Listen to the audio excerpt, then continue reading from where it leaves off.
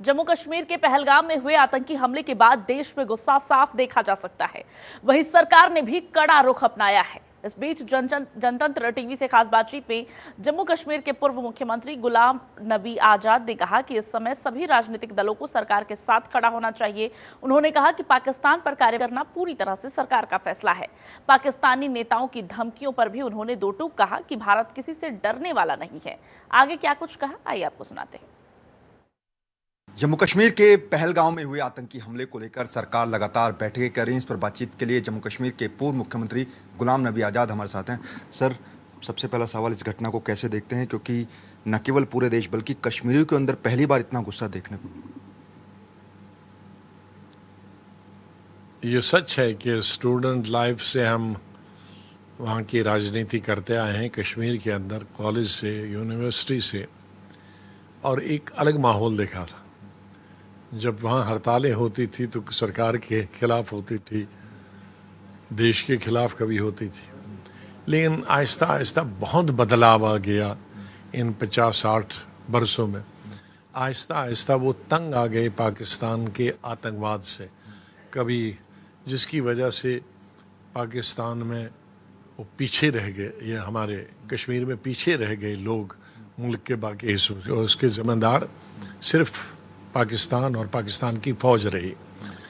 और पिछले 35 वर्षों से तो ज़्यादा, 35 वर्षों से तो ज़्यादा ही हुआ।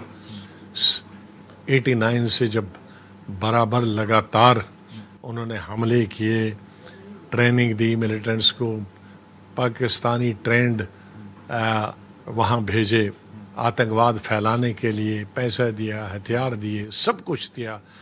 यहाँ से लेकर अपने मुल्क में पाकिस्तान में गए, वहाँ ट्रेनिंग दी। उसकी वजह से जम्मू कश्मीर के लोग और नई जनरेशन, अब तीसरी पीढ़ी है, तब से कहीं चौथी पीढ़ी भी आई, वो सोचते हैं कि हम कब तक पाकिस्तान के और पाकिस्तान की फ़ौज के और उनके टेररिस्ट के गुलाम बन के रहेंगे, कि वो जो करेंगे और हम उसका साथ देंगे। एक तो ये जनरल बिल्डअप हो रहा था कई सालों से पाकिस्तान के खिलाफ, और दूसरा जो नाम पूछकर उन्होंने शुरू किया।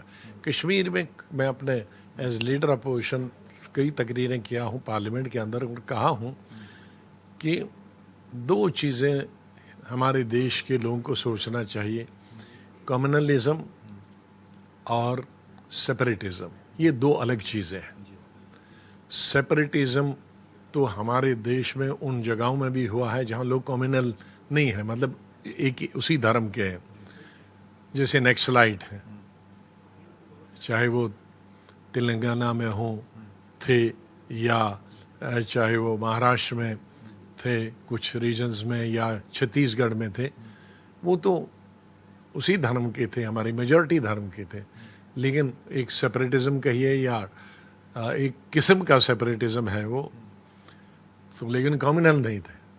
तो कश्मीर में भी आप इसको गलत रीड करते हैं कि अगर वो सेपरेटिज्म है लेकिन वो कम्युनल नहीं है, चाहे वो मुसलमान है लेकिन वो हिंदू और मुसलमान के बीच में अंतर नहीं समझते हैं, फ़र्क नहीं समझते हैं, तो आप उसको समझते हो कि शायद सेपरेटिज्म इसलिए है कि वो कम्युनल है। नहीं, वो सेपरेटिज्म उनका शायद होगा कुछ पॉलिटिकल कारणों की वजह से, जो कि बहुत कम हुआ है, लेकिन उसमें कहीं बू तक नहीं आती है कम्युनलिज्म की। तो उन्होंने जो कश्मीरियों ने देखा कि ये अब तो हमारी कश्मीरियत पर ही अटैक किया, जो सबसे प्यारी है, जो सब हिंदुस्तान के दूसरे मुसलमानों से भिन्न है, अलग है। कश्मीरियत मुसलमान भी है और कश्मीरियत भी है कि वो कम्युनलिज्म को बहुत नज़दीक नहीं आने देते हैं, फ़िरका परस्ती को नज़दीक नहीं आने देते, ज़ात पात के खिलाफ है। कोई ज़ात पात हमारे नहीं है, मुसलमानों के बीच में कोई ज़ात पात है, किस कास्ट का है, उसकी बीवी कहाँ है, मामा कौन है, चाचा है, अलग अलग कास्ट के हैं, लेकिन वो बीच में नहीं आती है, वो पूछते भी नहीं है। शादी ब्याह के लिए लड़का लड़की देना नहीं पूछेंगे तुम्हारी सब कास्ट क्या है। तो ये वजह एक बहुत बड़ी वजह है कि जिसको लोगों ने पसंद नहीं किया, और जिसको हमारी मीडिया ने, नेशनल मीडिया ने एनकैश करना चाहिए, जो कि नहीं किया शुरू में, कि ये पहली दफ़ा हमारी स्टेट के लोग बाहर निकल आए आतंकवाद के खिलाफ, पाकिस्तानी आतंकवाद के खिलाफ। ये जवाब है पाकिस्तान को, पाकिस्तानी फ़ौज को और पाकिस्तानी मिलिटेंट्स को कि अब जम्मू कश्मीर में उनका सफाया हो गया है, कोई उनके साथ हमदर्दी। लेकिन वर्ड ऑफ कॉशन हमारे देश को भी, जो देख कश्मीर में ये घटना हुई तो अब कहीं दूसरी स्टेट में उनको पीटो, वो फिर रिएक्शन फिर वहीं पहुंच जाएगा। यहाँ भी बड़ी संयम बरतने की ज़रूरत है कि हाँ ठीक है, ये उनकी सेफ्टी और सिक्योरिटी का ख्याल रखना चाहिए कि इस वक्त कश्मीर के लोग देश के साथ हुए हैं। अब ये हमारा फ़र्ज़ है कि हम भी उनको प्रोटेक्शन दें। लेकिन सर, पाकिस्तान की तरफ से जो बयान आ रहे हैं, पाकिस्तान के कई नेता न्यूक्लियर बम की धमकी दे रहे हैं। बिलावल भुट्टो का एक आपत्तिजनक बयान है, उसको कैसे देखिए, बिलावल भुट्टो तो बेचारे नाना के बच्चे हैं, माँ भी नहीं, क्योंकि माँ भी बाप की बेटी थी, हैं? तो वो नाना के बच्चे हैं। तो पॉलिटिक्स खुदा ही हाफिज है, मतलब नाना के नाम पे चलते हैं कि भाई जुल्फ़िकार अली भुट्टो के नवासे हैं तो इसलिए उनको मानो। तो अपना तो खुदा हाफजी है, तो इसलिए उन बच्चों की राजनीति कौन क्या कहता है उसको मैं सीरियसली नहीं लेता हूँ। वो ज़्यादा बोलने से सोचते हैं कि पाकिस्तान में हमको लीडरशिप मिली। उनकी वालदा साहब ने उनको बहुत ख़राब स्टेटमेंट दिया। वो हमारे बीच में नहीं है, हम नहीं कुछ नहीं कहना चाहते। उनकी मौत जिस तरीके से हुई है किसी ने उसको पसंद नहीं किया, लेकिन अगर उनकी वालदा के, उनकी माँ के आप स्टेटमेंट देखेंगे तो सुन नहीं पाएंगे। उठाओ तलवार, उठाओ, मारो, गोली काटो, ये पॉलिटिशियन की भाषा नहीं होती है। ये एक अनसक्सेसफुल पॉलिटिशियन की भाषा होती है कि जो लोग मना नहीं सकते हैं वो फिर मिलिटेंटों की भाषा बोलते हैं। तो मिलिटेंटों की भाषा में, टेररिस्ट की भाषा में और पॉलिटिशियन की भाषा में कुछ अंतर होना चाहिए। और यही मिलिटेंट की भाषा, टेररिस्ट की भाषा पाकिस्तान के जनरल मनीर भी बोल रहे हैं। वो इतना वर्स्ट जनरल मैंने पाकिस्तान की हिस्ट्री में कभी न सुना है न देखा है। तो ये इस तरह कुछ लोग हैं, लेकिन उससे हिंदुस्तान की फ़ौज पर, हिंदुस्तान की लीडरशिप पर, हिंदुस्तान की आवाम को उसे रिएक्ट नहीं करना चाहिए। अपने आप में वो एक्सपोज हो जाते हैं कि उनका कैलिबर क्या है, उनकी सोच क्या है, वो उनका मयार क्या, किस मयार के लोग हैं इतने पोजीशनों पे, क्या वो, क्या उनकी भाषा क्या है, वो अपने मुल्क को क्या लीडरशिप दे सकते हैं, वो अपने मुल्क को क्या दिशा दे सकते हैं, वो इंटरनेशनल फोरम पे किस तरह से अपने मुल्क के हक में बड़े ताकतों को कर सकते हैं, वो उनको देखेंगे। इनका मयार ही कुछ नहीं है। सर, एक तरफ विपक्षी पार्टियां सरकार के साथ खड़े होने की बात कर रही हैं, लेकिन कांग्रेस के नेताओं की तरफ से कल आपत्तिजनक बयान भी देखे गए जिसको लेकर कांग्रेस को गाइडलाइंस तक जारी करनी पड़ी। आप उसके बारे में क्या कहें? इतनी बड़ी पार्टी है, जितने मुंह उतनी बातें। लेकिन अच्छा है कि कांग्रेस ने तुरंत उस पर एक्शन लिया कि उनको कहा कि भाई ये बंद करना चाहिए, बल्कि उसका फॉलोअप भी उनको करना चाहिए। और क्योंकि और न सिर्फ कांग्रेस को, दूसरी पॉलिटिकल पार्टीज के भी कई स्टेटमेंट ऐसे ही आए, उनको भी दूसरी ओर, मैं उस पर नहीं क्या चर्चा नहीं करना चाहता हूँ, दूसरी पॉलिटिकल पार्टीज़ के भी ऐसे स्टेटमेंट चलते आए। तो मैं समझता हूँ A to Z political parties को, अपने वर्कर्स को, अपने स्पोक्स पर्सन को सोच समझकर और अपने कंट्रोल में रहकर बोलना चाहे कि देश में इस वक्त यूनिटी बने, सभी समुदाय के अंदर, सभी पार्टीज़ के अंदर, सभी सेक्शन के अंदर। उस पर तेल डालने की, घी डालने की ज़रूरत नहीं है, वो काम नहीं करें। इसको पानी डालने की ज़रूरत है। सब एक रहें, अपने दुश्मन को अपने भाषणों के ज़रिए, अपने डिस्कशन के ज़रिए उनको ताकत न दें। सर, जम्मू कश्मीर में एक दिन का विधानसभा का सत्र बोला और अब बहुत अच्छा। विपक्षी पार्टियां कह रही हैं कि संसद का भी एक दिन का विशेष सत्र बुलाया बहुत अच्छा हुआ जब ऑल पार्टी मीटिंग हुई थी। मैं उस मीटिंग में था, उस कश्मीर में ही था।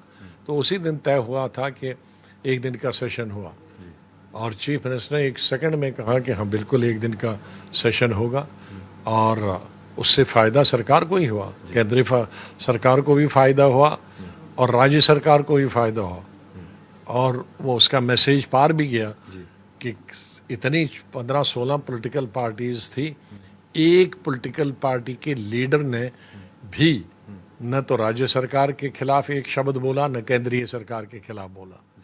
तो मुझे उम्मीद है कि अगर यहाँ भी सेशन हो तो कोई भी पॉलिटिकल पार्टी कोई ऐसी बात नहीं करेगा जिससे तनाव का माहौल पैदा हो या हमारे दुश्मन का फायदा हो।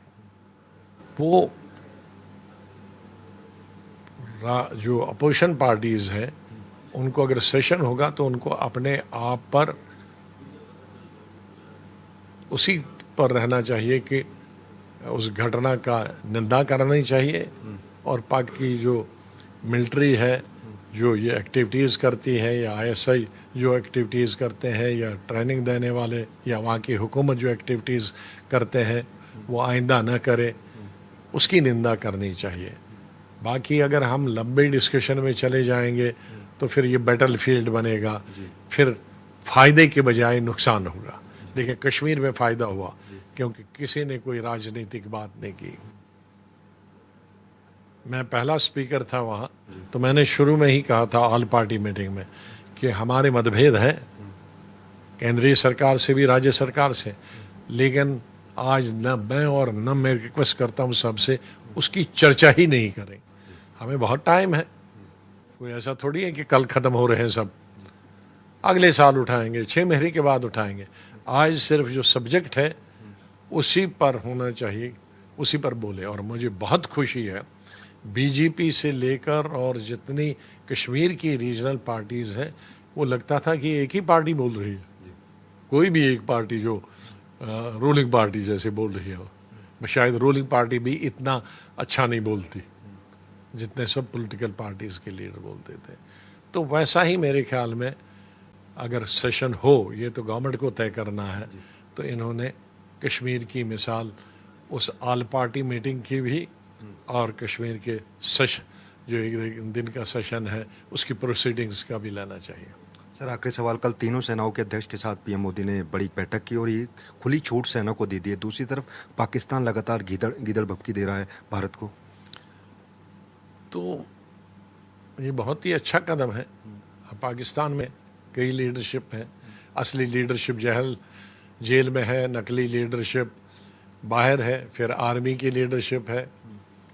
तो कौन लीडरशिप वहाँ फैला करेगी, और आर्मी भी वहाँ की डिवाइडेड है, पॉलिटिकल पार्टीज़ भी डिवाइडेड है, कुछ फौज जो जेल में है उसके साथ है, कुछ जो बाहर है उनके साथ है, कुछ अपने आप के साथ है, न किसी लीडर के साथ नहीं है। तो ऐसे हालात में क्या होता है मुझे नहीं मालूम, लेकिन अच्छा जो प्रधानमंत्री ने किया, फौज को जो तीनों विंग्स हैं उनको निर्णय लेना होगा, समय वो चुनेंगे, टाइम वो चुनेंगे, जगह वो चुनेंगे, और क्वांटम क्या मिकदार होगी उस सज़ा की वो भी वही चुनेंगे। मेरे ख्याल में बहुत अच्छा सही फैसला। शुक्रिया सर बातचीत के लिए। कैमरा पर्सन लक्ष्मण के साथ नमित त्यागी, जनतंत्र टीवी, दिल्ली।